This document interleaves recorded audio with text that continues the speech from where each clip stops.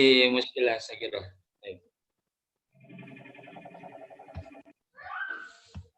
Screen.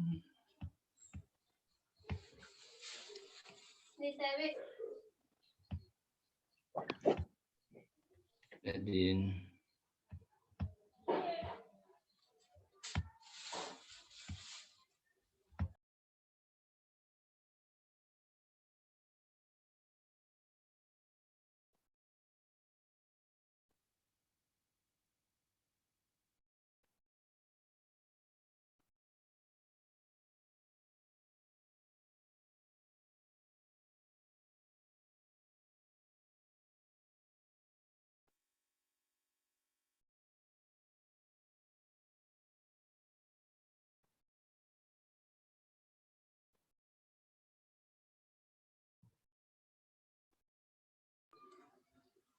apa ini muskilah fi musyahadati matan.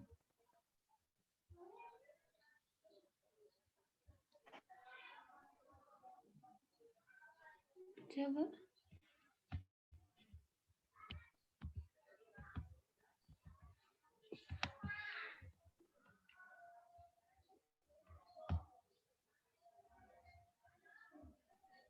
Tuh, ini hostnya nggak ngizinin partisipannya.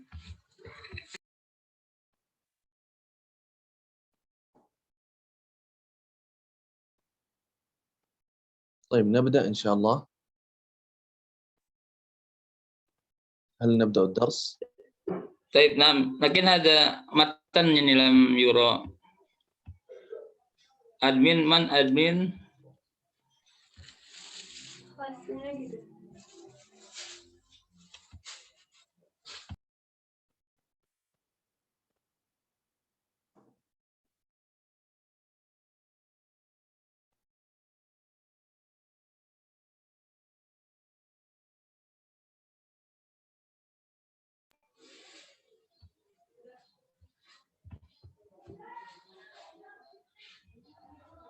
Ini matanya dari admin belum dikirim.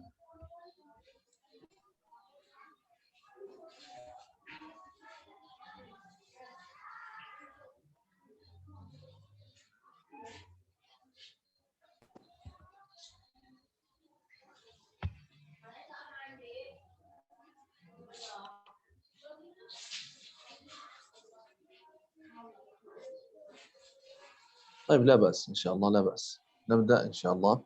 طيب. وإذا تيسر أن نعرض المتن نعرضه إن شاء الله. نعم. هل مناسب أن نبدأ الآن؟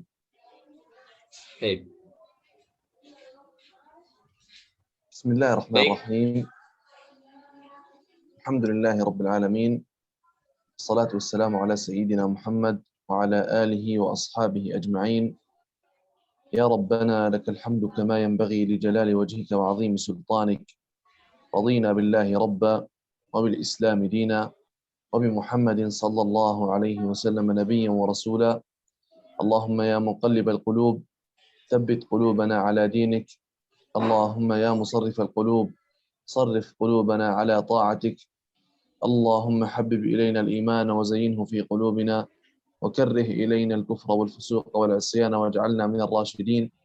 اللهم إنا نسألك الهدى والتقى والعفاف والغنى. اللهم إنا نسألك علما نافعا ورزقا طيبا وعملا متقبلا. قال النبي صلى الله عليه وسلم: الراحمون يرحمهم الرحمن، ارحموا من في الأرض يرحمكم من في السماء. أما بعد، حياكم الله تعالى في هذا اللقاء المبارك، وأسأل الله تبارك وتعالى أن يكتب لنا الأجر والقبول والسداد. نعم.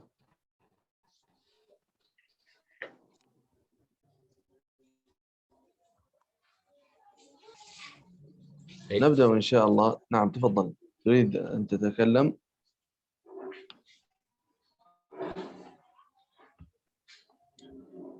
Baik, bismillahirrahmanirrahim.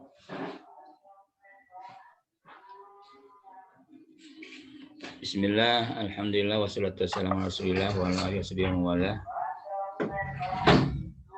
Baik, alhamdulillah barusan saya sudah memulai pertemuan Zoom ini. Kita akan kembali bertolabul ilmi.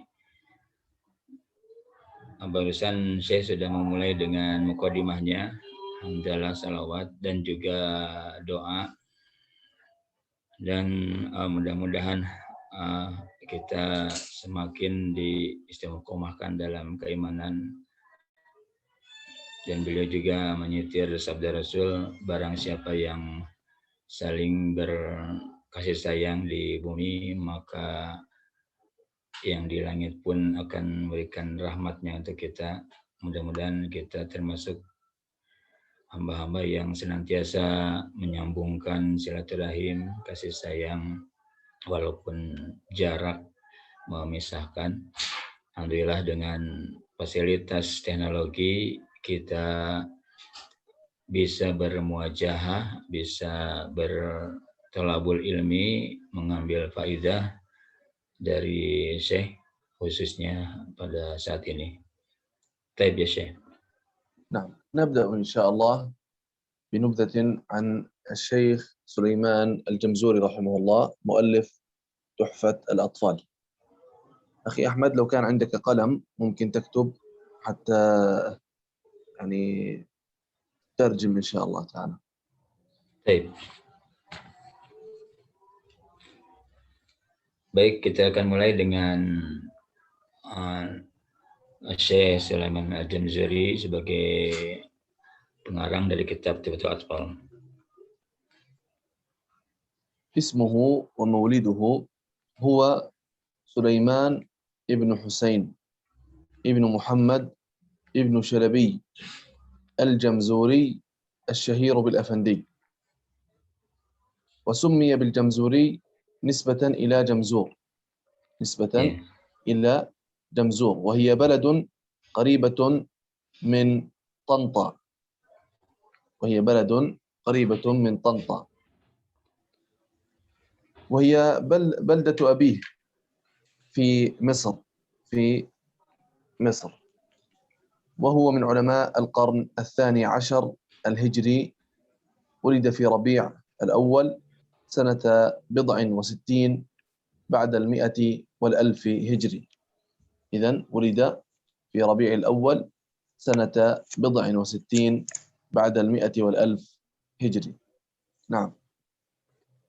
Baik, kita mulai dengan biografi ataupun data dari Syekh pengarang kitab Tuhfatul Atfal. Beliau bernama Sulaiman bin Husain bin Muhammad, lebih dikenal dengan Al-Afandi. Beliau lahir di Tanta, itu kampung ayahnya di Mesir, pada bulan Rabiul Awal tahun 1100 Hijriah.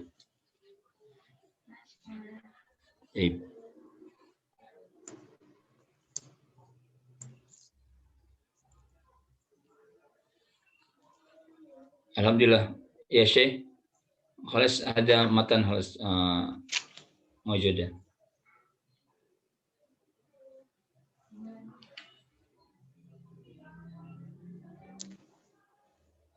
Ada ya Syekh.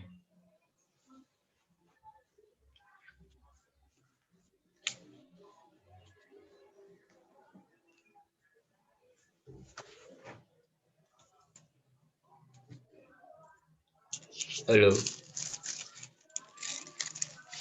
نعم أخي تسمعني؟ بارك الله فيك. نعم. هذا متن خلاص موجودة. نعم جزاك الله خيرا. ومن شيوخ الجمزوري رحمه الله الشيخ نور الدين علي بن عمر المشهور بالمهي. هذا الشيخ المهي هو من شيوخ الجمزوري رحمه الله تعالى. ومن شيوخه أيضا الشيخ مجاهد الأحمدي، والمشهور بلقب سيدي مجاهد، هذا من شيوخ الجمزوري رحمه الله ومن علماء القرن الثاني عشر. وهو الذي لقب الجمزوري بالأفندي. ومعنى الأفندي هي كلمة تركية يشار بها للتعظيم والإجلال. نعم. Baik, yang termasuk di Zamzuri juga waktu itu adalah Zainuddin Ali bin Muhammad, dan beliau masyhur dengan Al-Mihi, Syekh Mihi. Kemudian juga ada Syekh Mujahid yang termasuk juga dengan Sidi Mujahid. Kemudian beliau juga termasuk dengan Al-Afandi, artinya yang agung, yang mulia. نعم. أشهر مؤلفات الشيخ الجمزوري نظم تحفة الأطفال والغلمان في تجويد القرآن. نظم تحفة الأطفال والغلمان في تجويد القرآن التي سندرسها إن شاء الله، وهي عبارة عن نظم مكون من 61 بيتا. 61 بيتا بين فيها الشيخ رحمه الله بعض أحكام التجويد التي تعلمها من شيخه نور الدين المهي رحمه الله، وهي أحكام النون الساكنة والتنوين، وأحكام الميم والنون المشددتين، وأحكام الميم الساكنة، وأحكام المتماثلين والمتجانسين والمتقاربين، وأحكام لام التعريف ولام الفعل، وأحكام المدود. وفرغ من نظمها سنة 1198 هجرية. نعم. Baik, banyak kitab yang dikarang oleh beliau. Salah satunya adalah yang akan kita pelajari, yaitu Nadam Tuhfatul Atfal wal Ghilman fi Tajwidil Quran. Yang di situ beliau menjelaskan tentang hukum-hukum tajwid dari mulai nun mati dan tanwin, kemudian juga mim mati, kemudian mim dan nun bertasydid, alif lam, kemudian juga tentang mad dan puru-purunya atau cabang-cabangnya, dan beberapa dari ilmu tajwid yang lainnya yang berbentuk nadoman istilahnya, atau bait-bait syair yang ini untuk mempelajarinya bisa lebih menyenangkan tentunya, karena bentuknya tidak hanya narasi tapi bentuk bait syair. Taib ya Syekh. نعم. ومن شروحه أيضا فتح الأقفال بشرح تحفة الأطفال. وشرح الشيخ الجمزوري بنفسه متن تحفة الأطفال. نعم، شرح متن تحفة الأطفال اسمه فتح الأقفال بشرح تحفة الأطفال. وأيضا من مؤلفاته نظم كنز المعاني بتحرير حرز الأماني، وله أيضا مؤلفات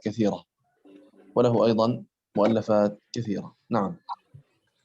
Ya, dan yang lainnya juga ada beberapa karangan dari beliau, diantaranya syarah dari kitab ini juga yang disebut dengan Fathul Aqfal bisyarhi Fathul Aqfal. Jadi beliau menjelaskan lebih luas lagi dari matan yang akan kita pelajari ini, dan tentunya lebih luas isinya, lebih dalam. Kemudian juga beliau banyak dari karangan-karangan ataupun hasil tulisan beliau yang tidak bisa disebutkan semuanya di sini. Taib ya Syekh. نعم. وفاته رحمه الله لا يعرف بالتحديد وقت وفاته. نحن لا نعرف متى توفي رحمه الله، وآخر ما عرف أنه كان حيا سنة 1208 للهجرة،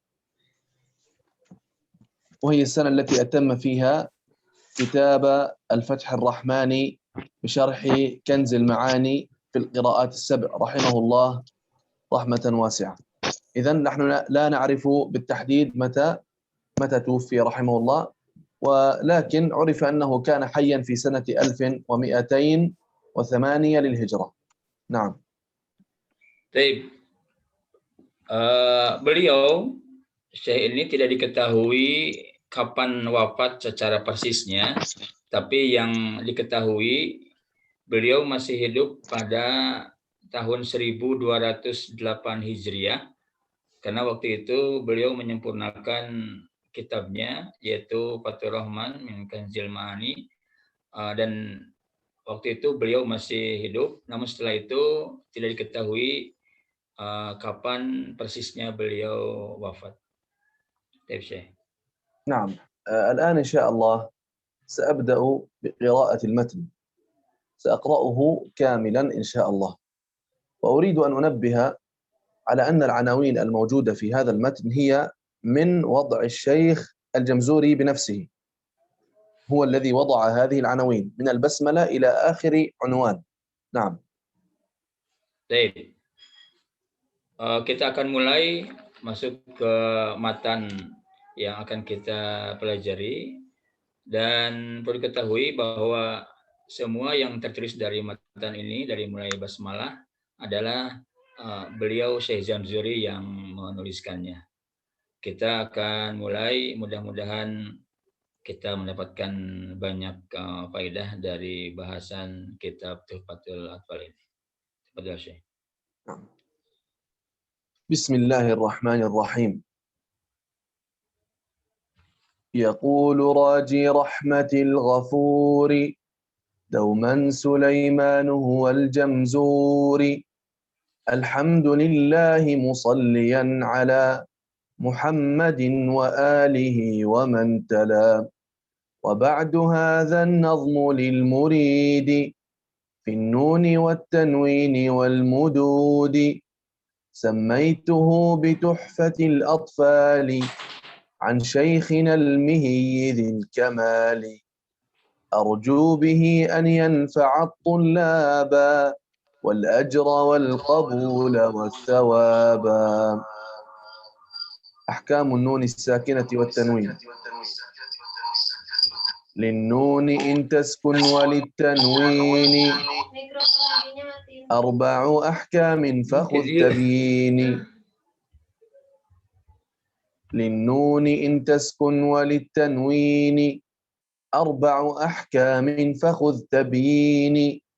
فالأول الإظهار قبل أحرف الحلق 6 رتبت فلتعرف، همز فهاء ثم عين حاء مهملتان ثم غين خاء، والثاني إدغام ب6 أتت في يرملون عندهم قد ثبتت، لكنها قسمان قسم يدغما فيه بغنة بينمو علما، إلا إذا كان بكلمة فلا تدغم كدنيا ثم صنوان تلا، والثاني إدغام بغير غنة في اللام والراء ثم كررنه، والثالث الإقلاب عند الباء ميما بغنة مع الإخفاء، والرابع الإخفاء عند الفاضل من الحروف واجب للفاضل، في 5 من بعد 10 رمزها في كلم هذا البيت قد ضمنتها، صف ذا ثنا كم جاد شخص قد سما دم طيبا زد في تقى ضع ظالما. أحكام الميم والنون المشددتين. وغن ميما ثم نونا شددا وسم كلا حرف غنة بدا. أحكام الميم الساكنة.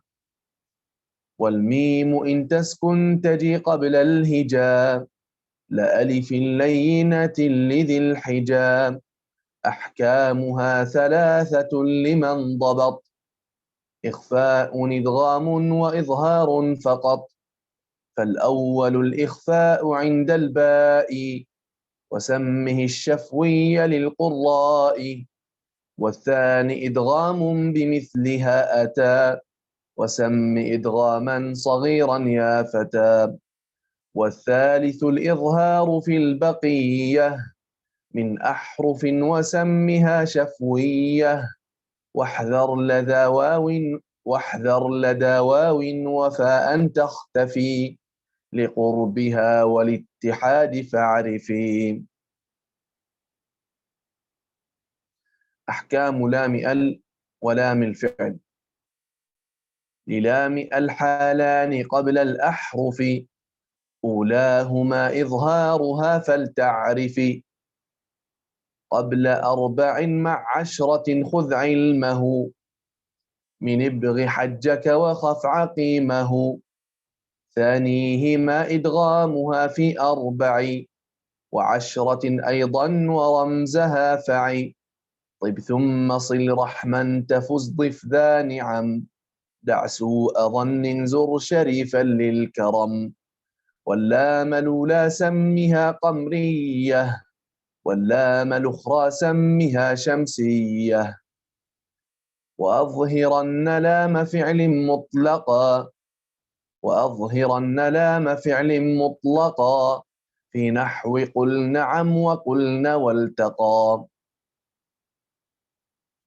في المثلين والمتقاربين والمتجانسين إن في الصفات والمخارج اتفق حرفان فالمثلان فيهما أحق وإن يكونا مخرجا تقاربا وفي الصفات اختلفا يلقبا متقاربين أو يكون اتفقا في مخرج دون الصفات حققا بالمتجانسين ثم إن سكن أول كل فالصغير سميا أو حرك الحرفان في كل فقل كل كبير وافهمنه بالمثل.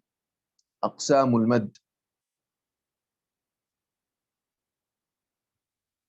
والمد أصلي وفرعي له وسم أولا طبيعيا وهو ما لا توقف له على سبب ولا بدونه الحروف تجتلب بل أي حرف غير همز أو سكون جاء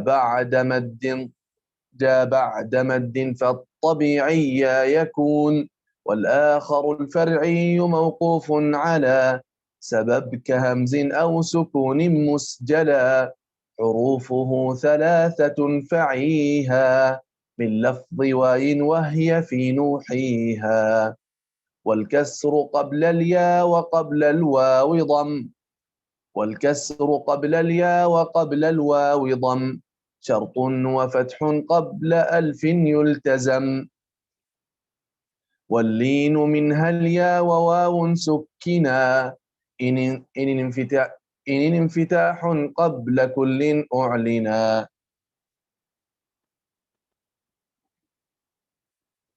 أحكام المد مع الهمز.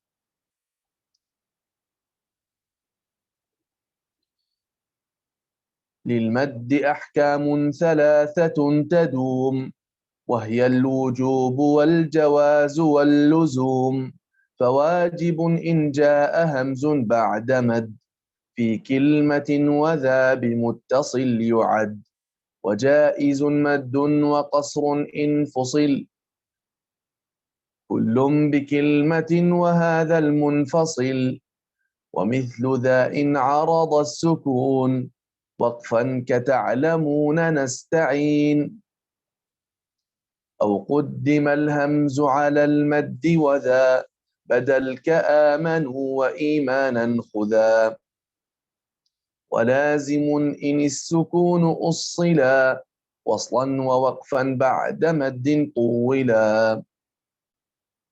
أقسام المد اللازم. أقسام لازم لديهم 4 وتلك كلمي وحرفي معه كلاهما مخفف مثقل فهذه 4 تفصل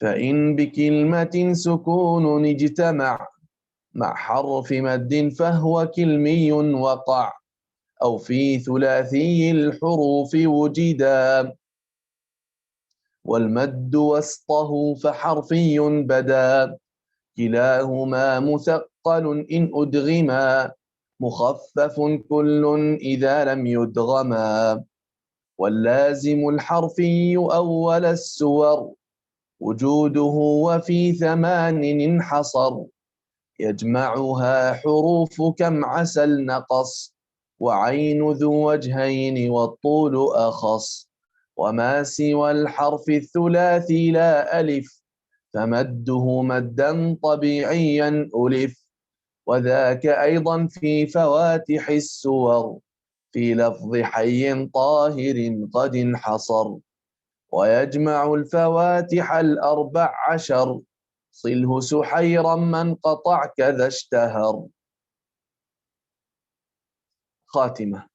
وتم ذا النظم بحمد الله على تمامه بلا تناهي ثم الصلاة والسلام أبدا على ختام الأنبياء أحمدا ثم الصلاة والسلام أبدا على ختام الأنبياء أحمدا والآل والصحب وكل تابعي وكل قارئ وكل سامع أبياتها ند بدا لذي النهى تاريخها بشرى لمن يتقنها. تمت بحمد الله.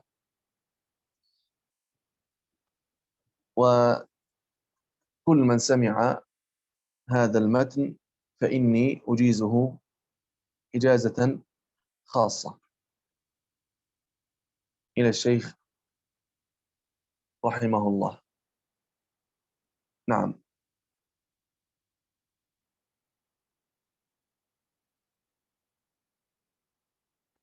ممكن تترجم أخي الشيخ أحمد؟ نعم.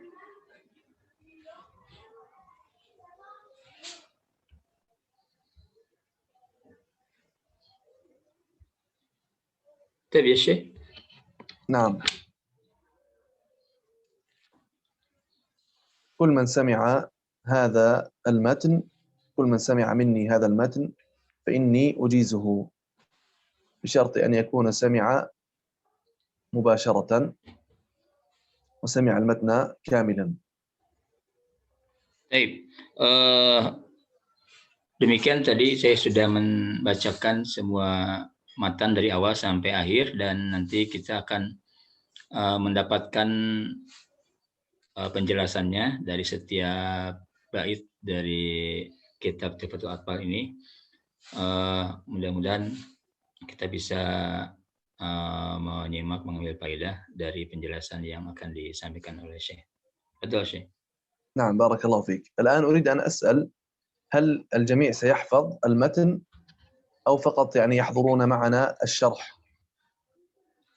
Baik, saya bertanya apakah ini semua yang menyimak ini akan atau akan berusaha untuk menghafalkan matan ini 160 bait ini atau untuk sekarang mungkin sekarang kita akan mendengar penjelasannya saja, tapi harapannya mudah-mudahan ini menjadi hafalan juga. Kenapa nanti ada ijazah biasanya kalau kita bisa memahami dan juga menghafalnya.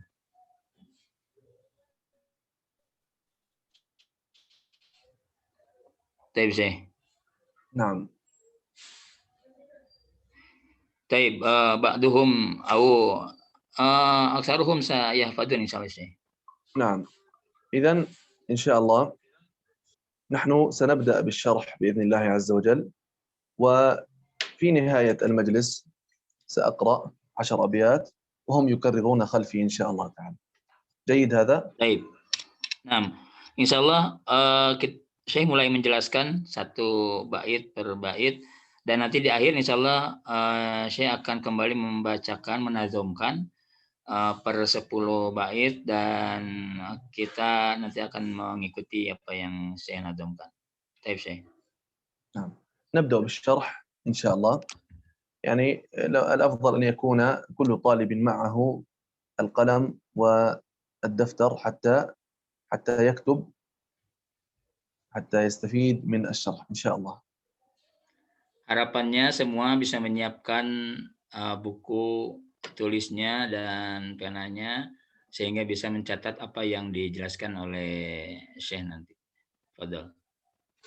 بسم الله الرحمن الرحيم.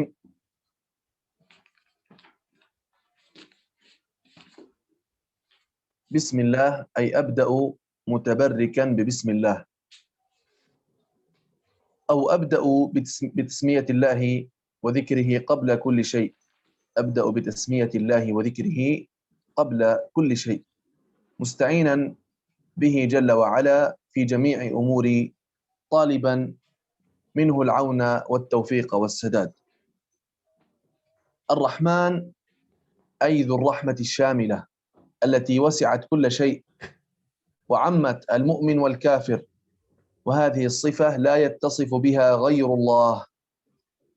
الرحيم أي دائم الرحمة، وهذه الرحمة خاصة بالمؤمنين، ويجوز أن يتصف بصفة الرحيم غير الله، فقد وصف الله رسوله الكريم صلى الله عليه وسلم بالرحيم، فقال: لقد جاءكم رسول من أنفسكم عزيز عليه ما عنتم حريص عليكم بالمؤمنين رؤوف رحيم. نعم. Baik, تفضل. saya memulai dengan membacakan dari matan ini, yaitu basmalah. Bismillah, bahwa kita memulai segala sesuatu mengharap berkah dari Allah Subhanahu wa taala. Tabarukan ya Allah. Dan sebelum kita melakukan segala sesuatu memang hendaknya mengawalinya dengan bismillah agar semua yang kita lakukan itu bernilai ibadah. Dan memang ini seyogianya menjadi kebiasaan kita kaum muslimin dalam setiap pergerakan kita, setiap aktivitas kita hendaklah dimulai dengan bismillah, sehingga apa yang kita lakukan itu mendapatkan berkah dari Allah Subhanahu wa taala. Ar-Rahman yaitu sifat Allah ini mencakup seluruh makhluknya, manusia, binatang dan yang lainnya. Juga manusia juga mencakup mukmin ataupun kafir mendapatkan rahmat dengan sifat Ar-Rahman ini. Dan yang berhak ataupun yang mendapatkan sifat Ar-Rahman ini hanya khusus bagi Allah Subhanahu wa taala. Kemudian Ar-Rahim adalah sifat yang khusus untuk orang-orang mukmin, dan untuk Ar-Rahim ini tidak hanya Allah, makhluk juga bisa mendapatkan sifat atau gelar Ar-Rahim ini, seperti yang Allah berikan dalam Al-Quran bahwa Rasul itu adalah termasuk orang yang Ra'uf Ar-Rahim. Fadhil ya Syekh. نعم. وقد تخلو بعض النسخ المطبوعة لتحفة الأطفال من ذكر البسملة. بعض النسخ ليس فيها بسملة مثل هذه الموجودة في الشاشة، مثل هذه الموجودة في الشاشة، والأصل أن البسملة جزء من هذا المتن. أنا أرسلت لكم نسخة أخرى غير هذه الموجودة، نسخة الحرم المدني، نسخة الشيخ القاسم، موجود فيها البسملة مثبتة. إذن بعض النسخ، هذه ملاحظة، لا يوجد فيها ذكر البسملة، لا يوجد فيها ذكر البسملة، ولكن الصحيح أنها جزء من هذا النظم، وهذا ما قاله الشيخ الجمزوري رحمه الله في كتابه فتح الأقفال بشرح تحفة الأطفال. نعم. Tidak semua dari kitab ini, kitab apa ini ada atau memulai dengan basmalah. Ada beberapa yang cetakannya tidak dimulai dengan basmalah. Nah, sementara ini yang dikumpulkan dan ditahqiq oleh Syekh Al-Qassam dari Haram dari Saudi itu mencantumkan basmalah. Dan yang sebenarnya memang Syekh Jamzuri itu mencantumkan basmalah di awal dari nadom ini seperti yang terdapat pada syarah dari kitab ini, yaitu Fathul Aqfal, syarih Tuhfatul Aqfal. نعم. يقول راجي رحمة الغفور دوما سليمان هو الجمزوري. يقول راجي رحمة الغفور دوما، أي يقول مؤمل رحمة الله تعالى الغفور الرحيم. راجي رحمة الغفور أي يقول مؤمل رحمة الله تعالى الغفور الرحيم الذي يستر عباده المذنبين ويقبل التوبة. سليمان هو الجمزوري، هو الشيخ سليمان رحمه الله تعالى ناظم هذا المتن. الحمد لله مصليا على محمد وآله ومن تلا. الحمد لله أي الشكر خالصا لله جل ثناؤه دون غيره. الحمد لله أي الشكر خالصا لله جل ثناؤه دون غيره بما أنعم على عباده من النعم التي لا يحصيها العدد ولا يحيط بعددها غيره أحد. نعم. Baik. Awal bait di matan ini berkata orang yang sangat mengharapkan rahmat dan juga ampunan Allah Subhanahu wa taala. Yaitu beliau adalah Sulaiman dan beliau masyhur dengan Jamzuri, Jamzuri. Sangat mengharapkan rahmat dan ampunan dari Allah Subhanahu wa taala. Beliau mengawali menuliskan matan ini.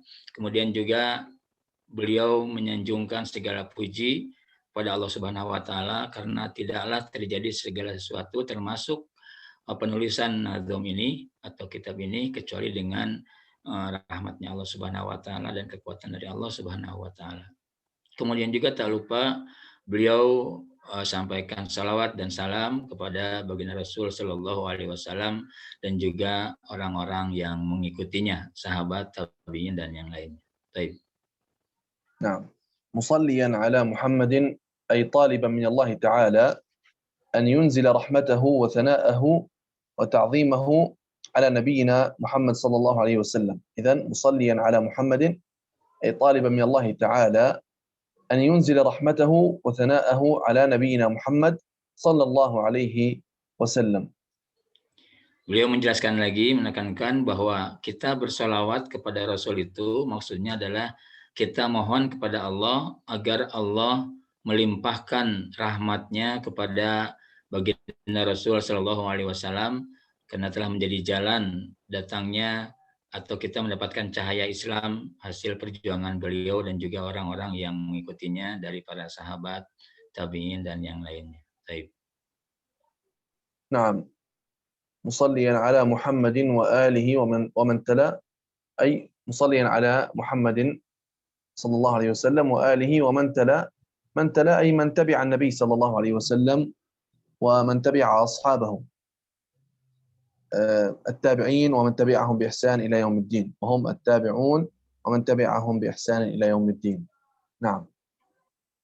Ya, kembali menjelaskan beliau bahwa salawat kepada Rasulullah dan juga kepada orang-orang yang mengikutinya. Jadi kita bersalawat jangan lupa kita sampaikan juga kepada sahabat, keluarga, kemudian yang mengikutinya dari tabi'in, tabi'in yang senantiasa setia dan juga senantiasa mengikuti apa yang dicontohkan Rasulullah SAW. وبعد هذا النظم للمريد بالنون والتنوين والمدود. وبعد هذا النظم للمريد أي وبعد ما تقدم من حمد الله والثناء عليه والصلاة على النبي صلى الله عليه وسلم وعلى آله وصحبه ومن تبعهم بإحسان إلى يوم الدين. فإن الشيخ الجمزوري رحمه الله كتب هذا النظم للمريد أي للطالب لعلم التجويد. المريد الطالب لعلم التجويد. نعم.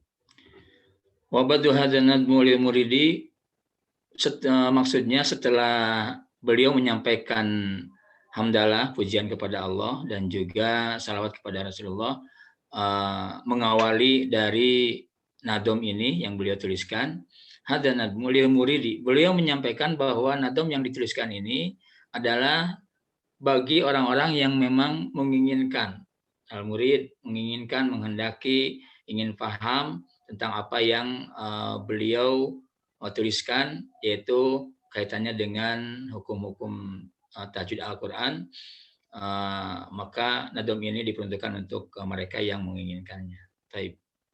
نعم. ثم قال في النون والتنوين والمدود أي يتناول هذا النظم أحكام النون الساكنة والتنوين والمدود.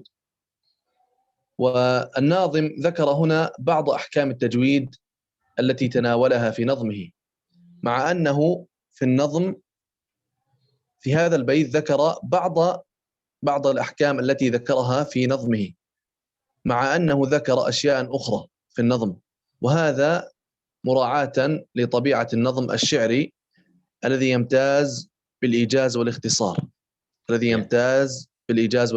وبالإضافة لما ذكره الناظم في هذا البيت، فقد احتوى النظم على أحكام الميم والنون المشددتين، وأحكام الميم الساكنة، وأحكام المتماثلين والمتجانسين والمتقاربين، وأحكام لام التعريف ولام الفعل.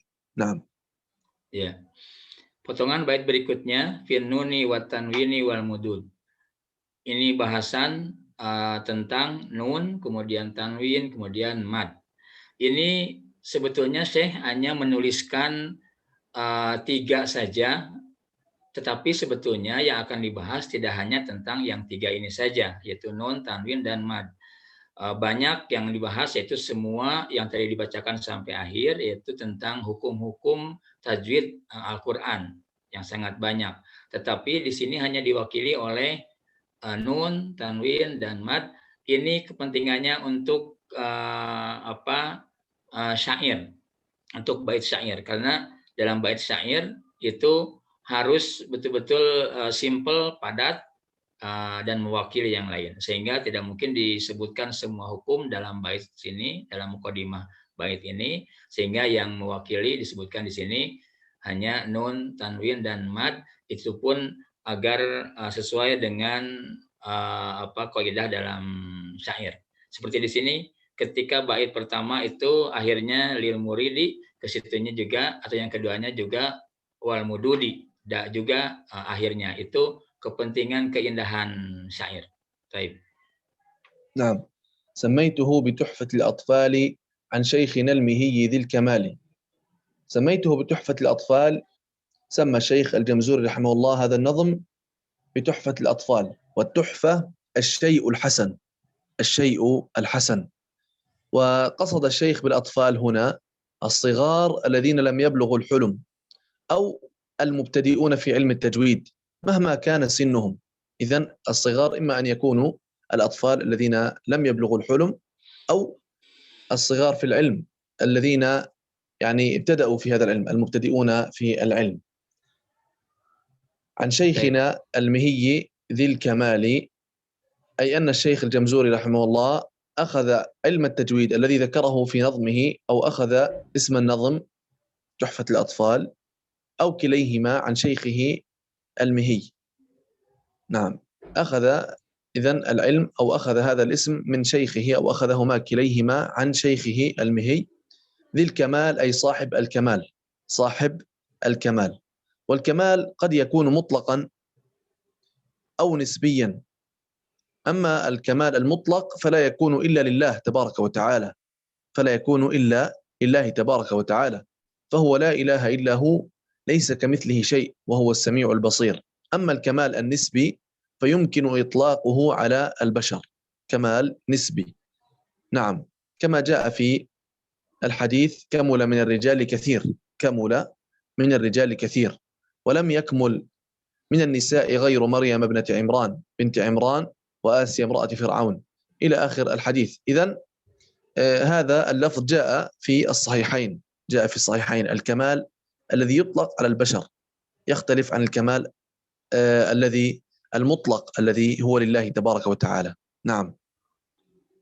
Baik, bait berikutnya samaituhu, beliau Syekh Jamzuri menamakan kitab ini, nazm ini, dengan Tuhfatul Atfal. Arti bahasanya tuhfa itu sesuatu yang baik, atau bahkan arti yang lain kalau kita lihat adalah masterpiece ya, ataupun karya, mahakarya seseorang. Kemudian al-atfal itu menunjukkan pada anak kecil. Atfal itu anak kecil. Namun di sini artinya bisa dua. Bisa anak kecil memang umurnya masih kecil, belum balik, atau anak kecil dalam artian ilmunya.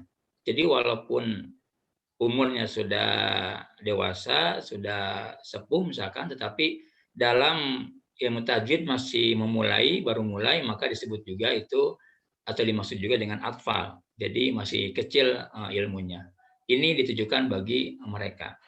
Kemudian juga an syayikhina, ini dari syekhnya yaitu Al-Mihi, atau juga dari beliau dan juga syekhnya atau gurunya Al-Mihi, yang memiliki al-kamal, yang memiliki kesempurnaan. Kesempurnaan di sini tentunya ada dua, ada kesempurnaan hakiki yaitu kesempurnaan yang hanya milik Allah, ada juga kesempurnaan yang nisbi, seperti dalam sebuah hadis yang disampaikan oleh Rasulullah bahwa banyak laki-laki yang sempurna, tetapi perempuan yang sempurna hanyalah Maryam. Itu menunjukkan bahwa kamal ini ataupun kata kamal ini juga bisa dipakai untuk manusia, atau kesempurnaan ini bisa dipakai juga untuk mengungkapkan tentang kesempurnaan manusia. Taib. نعم. أرجو به أن ينفع الطلاب والأجر والقبول والثواب. أن يؤمل الشيخ رحمه الله بهذا النظم أن ينفع الطلاب، والطلاب جمع طالب وطلاب، ويشمل المبتدئ والمتوسط والمتقن لعلم التجويد، وكما يؤمل أيضا الأجر والقبول والثواب من الله تبارك وتعالى. نعم. Pada bait terakhir dari mukadimah atau pembukaan ini, Syekh menyampaikan bahwa Syekh Al-Jamzuri menuliskan arju bihi, beliau mengharapkan dari tulisan ataupun karyanya ini agar memberikan sebanyak-banyaknya manfaat kepada tulab. Tulab itu adalah jama' dari talib, yaitu para pencari ilmu. Kita disebut talibul ilmi, yaitu orang pencari ilmu. Nah, ini pun ditujukan bagi para pencari ilmu, khususnya ilmu tajwid Al-Quran, untuk mengindahkan bacaan Al-Quran, maka tulisan ini ditujukan untuk mereka. Dan juga saya juga mengharapkan dari tulisan ini al-ajr, yaitu ganjaran pahala dari Allah Subhanahu wa taala, dan juga diterima setiap amal-amal, khususnya tulisan nadom ini, dan juga mendapatkan pahala di sisi Allah Subhanahu wa taala. Baik. أحكام النون الساكنة والتنوين. ملاحظة: هذه العناوين كما تكلمنا وضعت من الناظم، هو الذي وضع هذه العناوين، وما يدلل على ذلك أنه أثبتها بنفسه. هو أثبتها بنفسه في كتابه فتح الأقفال بشرح تحفة الأطفال، وعليه فإن الأصل لمن يحفظ تحفة الأطفال أن يحفظها بعناوينها، أن يحفظها مع العناوين، وأن يقرأها على شيخه بذكر العناوين. نعم، الأصل أن نقرأ تحفة الأطفال مع العناوين. نعم. Ya, jadi kita akan lanjut setelah mukadimah ini masuk ke bab-bab dari Tuhfatul Atfal ini. Yang pertama yaitu tentang nun sakinah dan tanwin, atau nun sukun, nun mati, dan tanwin. Di bawahnya nanti kita akan mendapatkan penjelasan dari setiap baitnya itu, yang itu menjelaskan tentang judul, yaitu nun, sukun, dan tanwin dalam bentuk bait-bait. Dan memang Tuhfatul Atfal ini berisi hukum-hukum tajwid yang dipisahkan dengan judul-judul bagian dari bab-bab masing-masingnya. Ada nun sukun, kemudian mim sukun, dan yang lainnya. Taib Syekh. للنون إن تسكن وللتنوين أربع أحكام فخذ تبييني. هنا قال أربع في النظم، ولكن الأصل من ناحية اللغة أن تكون أربعة أحكام. الأصل من ناحية اللغة أن تكون أربعة أحكام وليس أربع أحكام، لأن المعدود مذكر أحكام. ولكن للضرورة الشعرية حذف الناظم رحمه الله التاء، حذف التاء للضرورة الشعرية. إذن الأصل أنها أربعة أحكام، ولكن حذفت التاء للضرورة الشعرية. نعم. Baik. Bait pertama tentang nun sakinah ini, linuni in taskun walid tanwini arba'u ahkamin fakhud tabyini. Saya menjelaskan tentang hukum nun mati ada 4. Nah, barusan lebih menitik beratkan kepada kata arba. Beliau mengomentari sedikit tentang arba ini. Kalau dilihat, mungkin ada yang tahu juga tentang ilmu nahu, memang di sini harusnya arba'atu ahkamin. Tetapi di sini ditulisnya arba'u ahkamin. Kenapa? Karena ini darurat syair. Karena kalau kita membuat syair itu harus sesuai kata per katanya, sehingga ketika dinadomkan ada istilahnya bahar ya, bahar rojas kalau ini, itu ketika dinadomkan itu pas.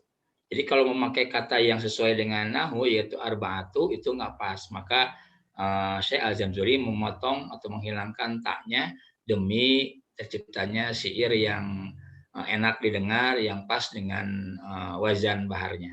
Baik, Syekh. نعم. للنون إن تسكن وللتنوين أربع أحكام فخذ تبيين. يقول الناظم رحمه الله في هذا البيت أن أحكام النون الساكنة والتنوين 4 أحكام، وسيأتي بيانها بالتفصيل إن شاء الله. والآن نريد أن نفرق بين النون الساكنة والتنوين. نريد التفريق بين النون الساكنة والتنوين. النون الساكنة نون أصلية، نون أصلية ساكنة. ممكن تكتب نعم نون أصلية ساكنة. أما التنوين نون ساكنة زائدة.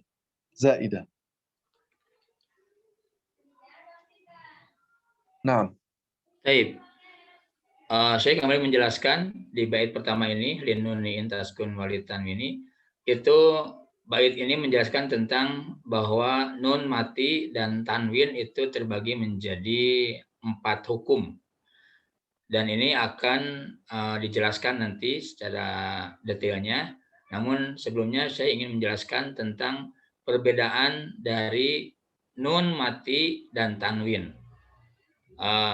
Kalau nun mati itu nun dengan tanda sukun di atasnya. Jadi nunnya mati, tidak berharokat.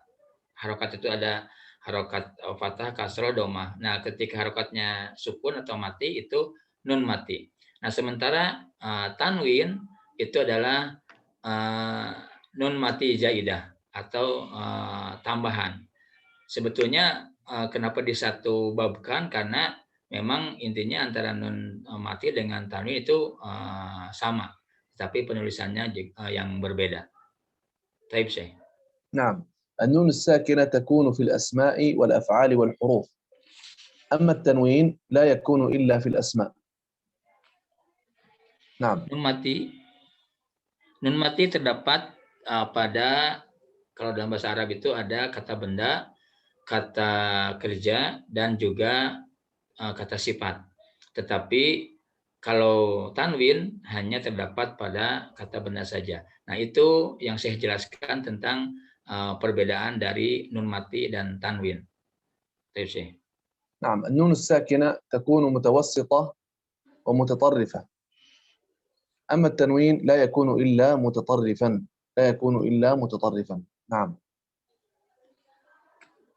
Jadi tadi perbedaan antara nun sukun dan juga tanwin itu walaupun sama intinya di satu bab ini, bedanya tadi kalau nun itu mutawasid, kemudian nun itu terdapat tadi pada 3 kata tadi, kalau tanwin hanya pada 1 yaitu kata benda tadi. نعم. النون الساكنة تثبت لفظا وخطا ووصلا ووقفا. تثبت لفظا وخطا ووصلا ووقفا. أما التنوين يثبت لفظا ووصلا لا خطا ووقفا. التنوين يثبت لفظا ووصلا لا خطا ووقفا. Nah, kalau nun mati itu terdapat pada lafadz, kemudian juga ketika wakof, ketika wasol. Nah, tetapi kalau tanwin hanya terdapat pada lafadz, kemudian juga tidak terdapat pada wasol dan juga wakof. نعم. إذن هنا نقف إن شاء الله في هذا اليوم، ونكمل في الأسبوع القادم بإذن الله عز وجل. والآن ممكن الذين يريدون الحفظ أن يبقوا في الزوم حتى ألقنهم 10 أبيات إن شاء الله عز وجل. والذين لا يريدون الحفظ ممكن أن يخرجوا إذا أحبوا، وإذا أحبوا أن يعني يستمروا معنا في الجلسة فلا بأس إن شاء الله. Baik. Demikian Syekh menjelaskan untuk bahasan sekarang cukup sampai di bait ini, bait yang ke-6 ini, dan Syekh menyampaikan, saya akan membacakan tadi bait-bait yang sudah dijelaskan tadi. Bagi yang akan ikut silakan tetap di Zoom. Mudah-mudahan bisa mengikuti Syekh. Sudah Syekh. نعم، سأبدأ الآن إن شاء الله بقراءة المتن، وأريد من الإخوة الذين سيحفظون أن يكرروا خلفي، والمرة القادمة سأسمع لهم إن شاء الله بعد نهاية المجلس. Jadi saya tadi di awal menjelaskan bertanya siapa saja yang akan menghafal dari bait ini dan siapa saja yang hanya menginginkan penjelasannya saja. Nah, untuk yang akan menghafal, saya akan kembali membacakan, kemudian kita nanti mengikuti dari bait-bait yang dibacakan ini. Memang sih idealnya kita selain paham apa yang ada dalam bait ini, juga kita bisa menghafalkan ini, sehingga terutama bagi yang akan nanti mengajarkan lagi akan lebih lengkap ketika kita mengajarkan kitab ini, juga kita bisa menghafalkannya. Baik, Syekh.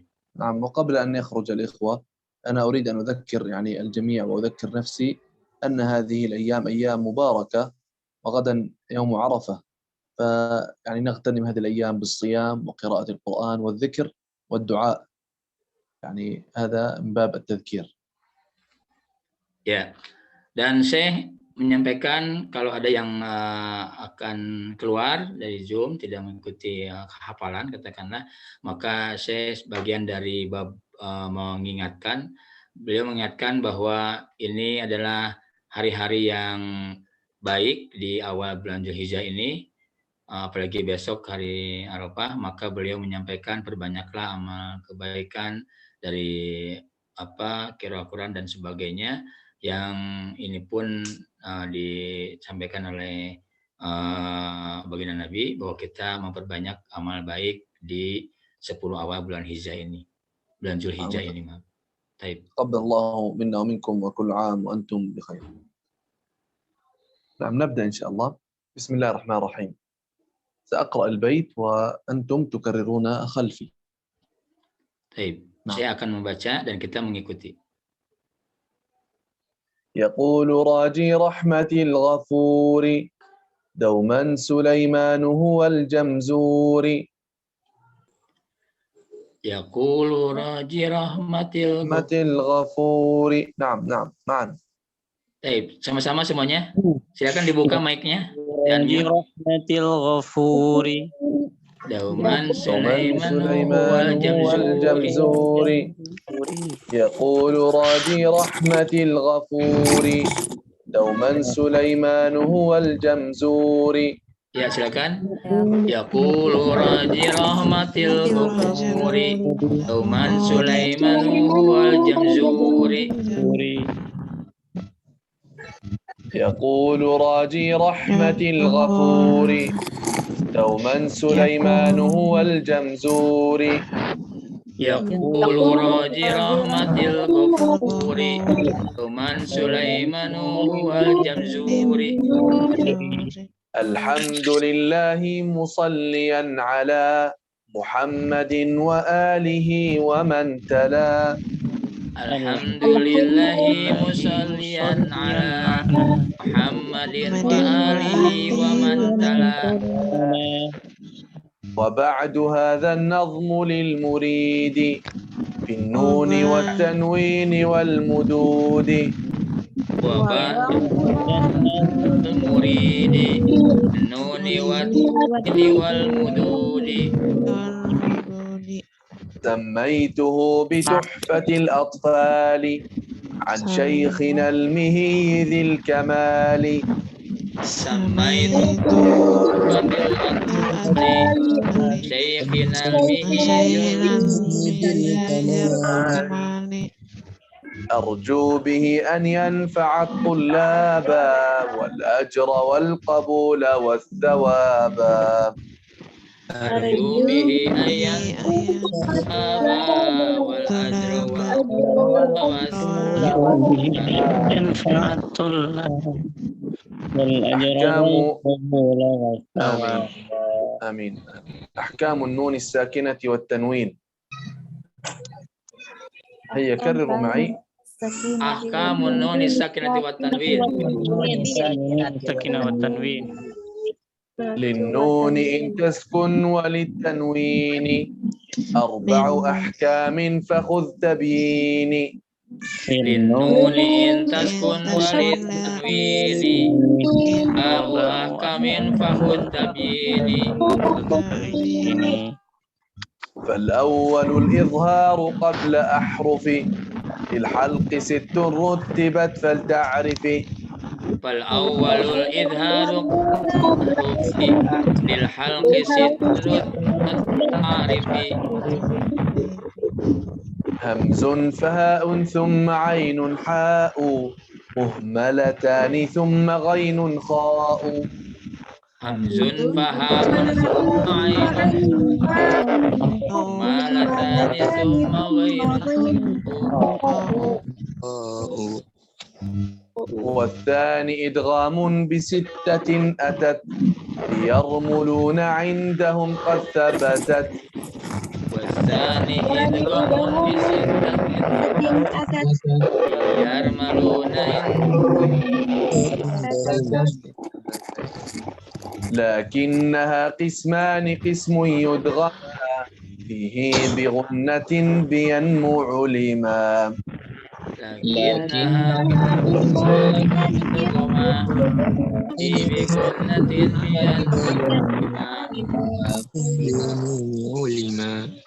إلا إذا كان بكلمة فلا. إلا إذا كان بكلمة فلا تدغم كدنيا ثم صنوان تلا. إلا إذا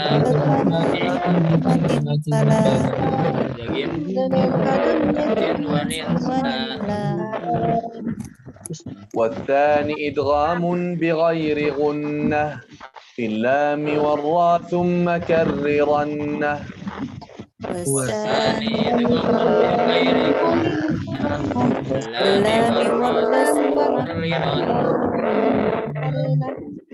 نعم جزاكم الله خيرا. إذن سنحفظ إلى البيت 12. لو كل يوم حفظنا بيتان فإننا سنختم إن شاء الله خلال الأسبوع 12 بيتا. يستطيع إن شاء الله أي واحد منا أن يحفظ كل يوم بيتان إن شاء الله. بارك الله فيكم جميعا وجزاكم الله خيرا، ونسأل الله تبارك وتعالى أن يتقبل منا جميعا. نختم إن شاء الله. قل سبحانك اللهم وبحمدك أشهد أن لا إله إلا أنت أستغفرك وأتوب إليك. والسلام عليكم ورحمة الله وبركاته. Waalaikumsalam warahmatullahi wabarakatuh. Terakhir barusan Syekh menyampaikan kalau kita menghafalkan satu hari satu bait saja, maka mudah-mudahan kita bisa menyelesaikan dalam waktu 12 minggu, dan ini mudah menurut beliau. Apalagi dalam bentuk syair dilakukan, maka ini untuk mempermudah. Mudah-mudahan ini menjadi awal yang baik, kita bisa memahami hukum tajwid dan juga kita hafal dari kitab Tuhfatul Atfal ini. Dan Syekh tadi mengakhiri dengan doa akhir majelis, subhanakallahumma wa bihamdika asyhadu an la ilaha illa anta astaghfiruka wa atubu ilaik.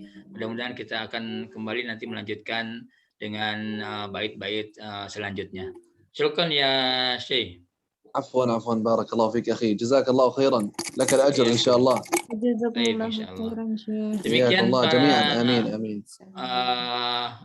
follower ataupun para peserta dari kajian ini, mudah-mudahan kita istiqomah untuk terus mempelajari kitab-kitab Al-Qur'anul Karim, diantaranya bagaimana cara menghaluskan bacaan kita dengan ilmu tajwid yang dikemas dalam bentuk nazom atau bait syair dari kitab Tuhfatul Atfal yang kita kaji ini.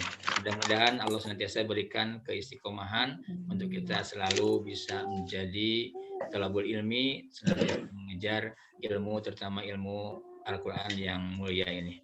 Demikian kita akhiri dengan hamdalah, alhamdulillahirrahmanirrahim. Mudah-mudahan kita diberikan oleh Allah kekuatan dan kesempatan untuk bisa kembali bertemu. Saya Mutarjim, mohon maaf apabila ada kehilapan, kesalahan, dan kita akan ketemu lagi insyaallah. Demikian aku lakum. Assalamualaikum warahmatullahi wabarakatuh. Waalaikumsalam warahmatullahi wabarakatuh. Jazakumullahu khairan. Amin jami'an insyaallah. Jazakumullah. Amin wa iyyakum. Ustaz.